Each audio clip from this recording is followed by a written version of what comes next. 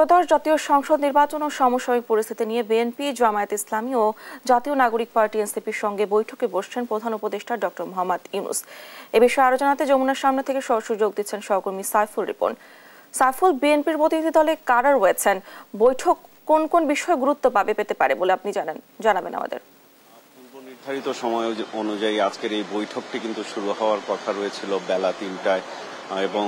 প্রথমে বিএনপির প্রতিনিধি দলের সাথে প্রধান উপদেষ্টা ডক্টর মোহাম্মদ ইউনূসের কথা বলার কথা রয়েছিল, কিন্তু ইতিমধ্যেই কিন্তু সেই সময়সূচিটি পুনর্নির্ধারিত করা হয়েছে এবং বেলা ৪টার সময় জামায়াতে ইসলামের সাথে প্রথম বৈঠক অনুষ্ঠিত হবে এবং এরপরে এনসিপি সন্ধ্যা ৬টায় এবং সন্ধ্যা ৭:৩০টায় বিএনপির প্রতিনিধি দল প্রধান উপদেষ্টা ডক্টর মোহাম্মদ ইউনূসের সাথে সাক্ষাৎ করবেন। বেশ কয়েকদিন ধরেই কিন্তু রাজনৈতিক দলগুলো যারা রয়েছে তাদের সাথে আলোচনার বিষয়টি আসছিল যে অন্তর্বর্তী সরকার নির্বাচনকে কেন্দ্র করে অন্তর্বর্তী সরকারের সাথে রাজনৈতিক দলগুলো আলোচনার বিষয়টি, কিন্তু এর মধ্যে কিন্তু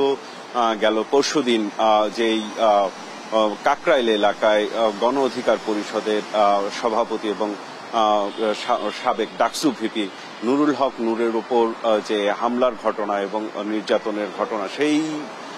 হামলা এবং নির্যাতনের ঘটনাকে কেন্দ্র করে কিন্তু ইতিমধ্যে রাজনৈতিক যে পরিস্থিতি, রাজনৈতিক পরিবেশ সেটি কিন্তু আরো উত্তপ্ত হয়ে উঠেছে। এর পাশাপাশি যেই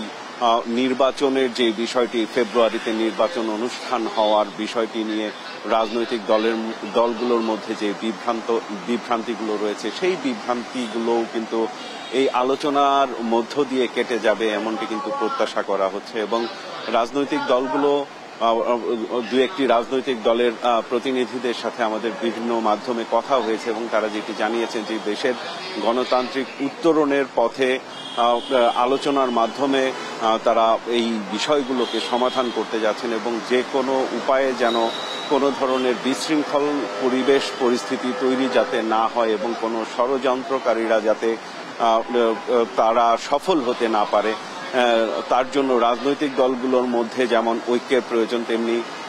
সামনে নির্বাচন ঘিরে এবং সামগ্রিক বিষয়গুলো নিয়ে কিন্তু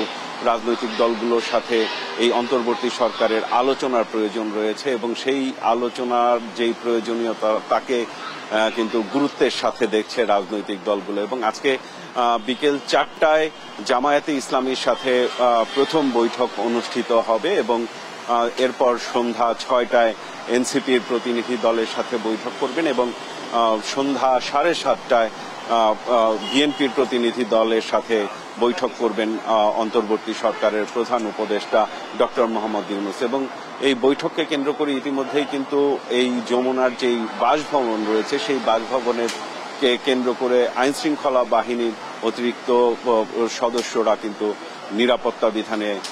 নিয়োজিত রয়েছেন এবং সামগ্রিক প্রস্তুতি সম্পন্ন হয়েছে।